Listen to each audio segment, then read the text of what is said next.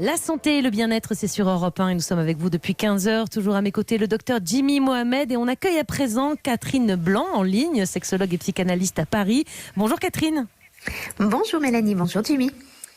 Alors aujourd'hui, on va tenter de répondre à la question de Sandrine. Bonjour, il est là, il ne vous lâchera pas, ne vous inquiétez pas, il est toujours là quand vous arrivez Catherine. Alors, mon fils adolescent de 15 ans, c'est la question de Sandrine, est très timide, il n'est jamais sorti avec une fille, mais voilà qu'il a rencontré une fille fin février, il démarrait tout juste, que voilà le confinement. Je suis inquiète pour lui et son développement affectif, que faire?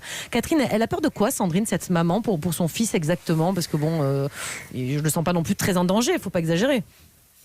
Non, il n'est pas en danger, mais certainement qu'elle a peur que ce jeune homme qui peinait à sortir de sa coquille s'est trouvé une bonne excuse pour y re-rentrer en quelque sorte. Et évidemment que c'est une question qui se pose et qui peut entraîner. Souvent les mamans sont inquiètes, ou les papas d'ailleurs, mais souvent les mamans parce que elles craignent que tout d'un coup l'enfant manque d'assurance pour aborder le monde, nourrisse ses peurs, et puis surtout déprime. Parce qu'au moment où il s'exerçait à une tentative de rencontre, et bien tout d'un coup il fait chou blanc, où il est ramené au foyer par l'injonction de la société, du monde d'ailleurs, comme si finalement le risque est effectivement qu'il pense que cet élan était un élan coupable et qu'il en est puni et qu'il lui faut revenir à la case départ. Donc à ce titre, la maman peut s'inquiéter sur le sujet, sur l'interprétation que son fils pourrait faire de cet interdit tout d'un coup d'oser aller vers l'extérieur pour rencontrer une jeune fille, mais pas s'inquiéter de cette timidité qui nous concerne tous, où nous la bravons en l'envoyant paître, mais ça ne veut pas dire qu'on n'est pas timide, ou au contraire, on l'écoute trop et on s'empêche d'oser des choses, quoi qu'il arrive, une fois le confinement terminé. Comme les ruisseaux, les petits cours d'eau et les petits ruisseaux, inévitablement, nous allons tous vers l'océan. Alors Jimmy, je sais que vous trépignez depuis vendredi, vous avez plein de questions pour Catherine, allez-y. Mais oui, parce que moi je n'étais pas à l'époque, quand j'étais adolescent, ce brillant orateur que je suis devenu. J'étais plutôt introverti et timide. En plus, il est modeste. Mais oui, exactement. C'est bien. Ça fait partie C'est bien pour dire, c'est pour dire le chemin. Bravo.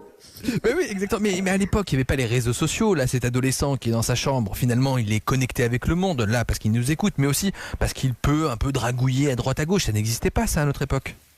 C'est sûr.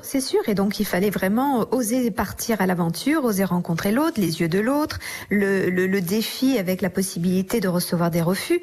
Donc évidemment que c'était difficile, ça l'est tout autant malgré tout, même si aujourd'hui les réseaux permettent de se planquer.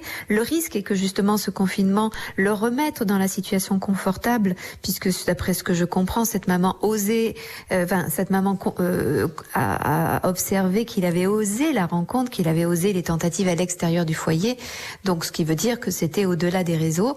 Donc évidemment qu'encore une fois il va pouvoir s'appuyer là-dessus, va pouvoir s'exercer ou maintenir le lien avec cette jeune fille rencontrée, et ça attendra très tranquillement. Au contraire, ça lui donnera de l'espace pour avancer petit à petit, échanger, pour qu'il y ait plus de confiance dans leur rapport l'un avec l'autre, pour oser un jour, quand enfin on pourra s'approcher, non seulement s'approcher, mais s'approcher sans masque, l'embrasser. Et Catherine, pour terminer, on va peut-être rassurer quand même Sandrine, il n'y a pas quand même de quoi s'inquiéter, non, j'imagine. En plus, elle dit, il n'a que 15 ans, il a encore le temps, je veux dire, son développement affectif, tout n'est pas joué là, quoi.